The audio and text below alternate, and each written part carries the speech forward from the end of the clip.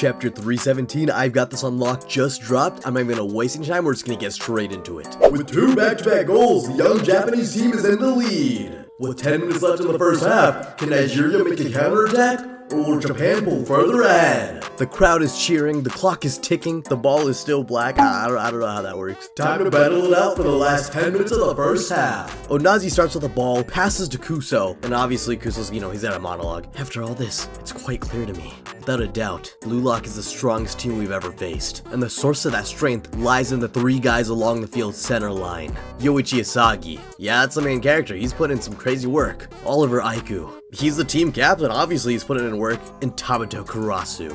I don't know about that. These 3 have high soccer IQ and take a broader view of the game, as they commonly use their intellects and logic to analyze our tactics. Then they initiate switches between offense and defense to control the structure of the match. On top of that unshakable foundation are their 2 spears of unfettered imagination and explosive speed. And we get the Batra and Chigiri Phantoms, I love it. Then there's the unpredictable destructive genius. I'm gonna keep it a buck with you, Rin has not done jack shit this game, bro. I deadass just want to see Rin say a word, dude. You don't even have to touch the ball, you don't have to get near the ball, just show up, say something, man. The imitative artesian and the cool-headed left-footed passer. My boys Oreo and Hiyori looking good. And finally, at the backline are 2 contrasting elite defenders who couldn't be more unlike each other. Wait a minute, am I tripping, or weren't Nico and Aryu together at some point? But the one holding together this hodgepodge of circus freaks is undeniably Yoichi Asagi. Which, yes, this is true. Some slight. His skills are born from his brain and adaptability. Unless we can crush that ringleader, Nigeria can't win this. Across over the field, Onazi gets the ball back. And then we get straight into another flashback. Just as I predicted in the last video, and just as I predict that you'll hit the hype button on this video if you're watching on mobile. Okay, that was a little bit cringy, but please do it. I need support. And make sure to like, comment, subscribe too while you're at it. But anyways, back to the video. Holy crap, Onazi! Did you play soccer before? Dang, nope. That was the first time. You must be a prodigy. Whoa.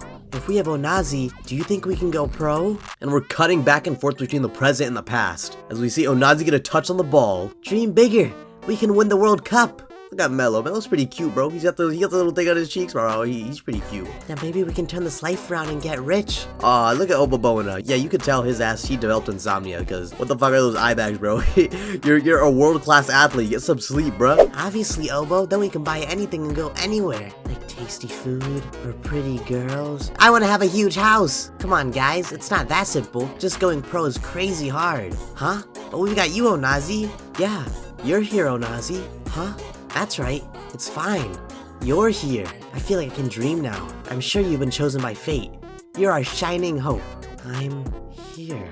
And you can see the twinkle in Onazi's eye. You can see his attachment issues literally developing right before us. I'm here. And then we get glimpses of all their achievements. They won the U20 Africa Cup. I'm here! And with 1 minute left in the first half, we cut back to the present. Kuso has the ball. Time to drive it home. Onazi's weapon is his overwhelming momentum due to his extraordinary heart and lungs. And above all, his natural jumping and flexibility that makes mid-air plays possible. The greatest reason why Onazi is a striker is that his ability to shoot in mid-air effectively doubles his shot area. And with Onazi in the air, what is this fucking pose? He's above Asagi and Aiku. I'm surpassing you, Yoichi Asagi. The ball is spinning. It's right in front of Onazi and Gagamaru. And Gagamaru, he's got his fist together. He's locking in. Bring it on. Gin Gagamaru-sama, you're still just using your talent to fight. Acquire a goalkeeper's body by undergoing some special battle practice. And we get a flashback to Gagamaru now. He's in a high school field. I see.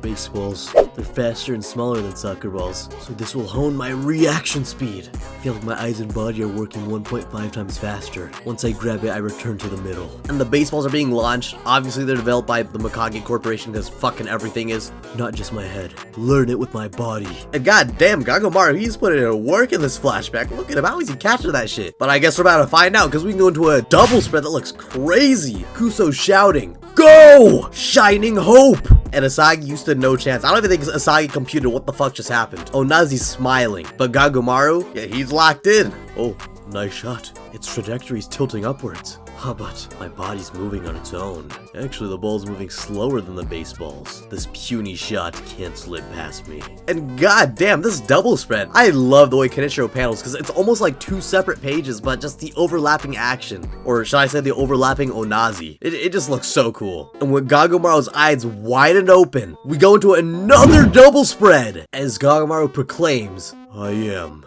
Japan's guardian deity. And he smacks the fuck out of that ball. Oh my god, look at that shit, bro. That is mean. That is nasty. You can see Asagi smiling. This is gonna be like the one time I say it, like, get your face out here, bro. You did not see that shit coming at all. You might as well have been in fucking Nigeria yourself because you did not see that ball coming. The shot was so fucking good. Noel Noah himself came from France to be the ref for this match, and he is enjoying the shit out of it as he blows the whistle and calls the first half of the match. And Gagamaru with his hands up and everyone cheering, and Kuso obviously tweaking the fuck out because it would not be a Blue Lock Nigeria match chapter without Kuso tweaking. He says, I've got this on lock.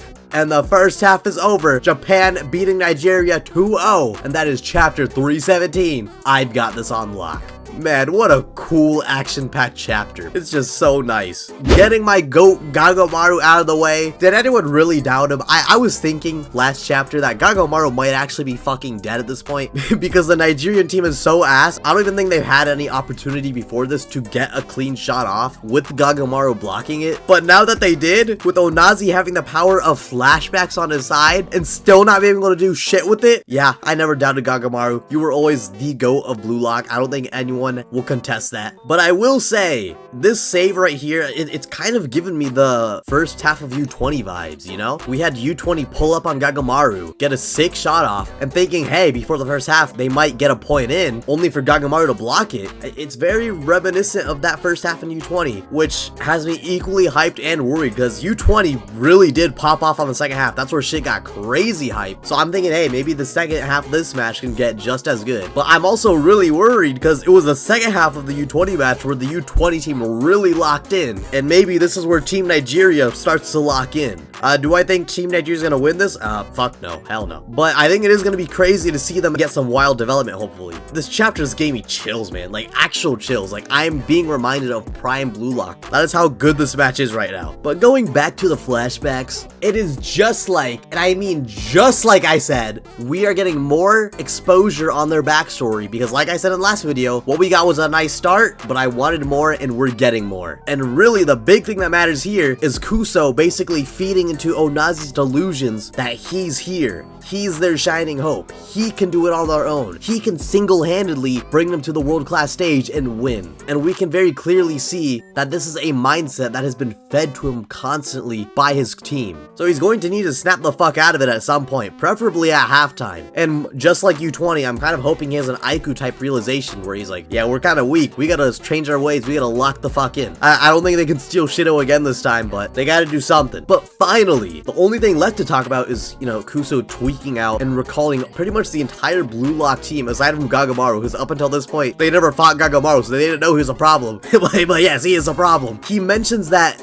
these three people, Asagi, Karasu, and Aiku, are the biggest problems. And you know, Aiku and Asagi, I can understand. Karasu, he did like one counterattack play. I'm not really sure how Onazi deduced that he's a big problem. It's whatever. But it really just goes to show with these coming panels how literally everyone on the team of Blue Lock is an issue. And I don't know why out of all the characters only Rin's eye was drawn properly out of these phantoms, but you know, whatever. Artistic choice. I don't really know or really care because Rin has not done fucking shit this game, man. Rin, do something, man. I was really thinking Rin was gonna get the next goal, but it was Rayo, which, you know, not complaining about, but Rin, please lock in and stick your tongue out, like do something. But holy fuck, man, just such a good chapter with such amazing art. And of course, how could I forget Ego's baseball training for Gagamaru? This is pretty genius. I do question Ego's methods for some of the players. Yeah, I'm looking at you, Sendo. But this is just a no-brainer. Using baseballs that are faster to train a goalkeeper, like, come on, like, is that just not a match made in heaven? And clearly it is paying the fuck off, because Gagamaru, you were actually the GOAT. But this is really all I have for this chapter. Action heavy, plot heavy, and really just setting up for what's to come, because now we're in halftime. I could see us going to more flashbacks. I could see the Nigerian team getting into a fight in the locker room. Who knows what the fuck will happen. And as for Blue Lock, you know, I'm pretty sure Ego's just gonna tell them to keep it up, even though I think they're gonna come into some trouble in the second half. But yeah, that's all I got for this one. Remember, if you enjoyed it, to like, comment, and subscribe, because it would mean the world to me, especially since most of you aren't. Hey, and hype the video on mobile too. Don't forget, if you're on mobile, hype that video, bro. But yeah, until next time, I'll see ya. Peace. My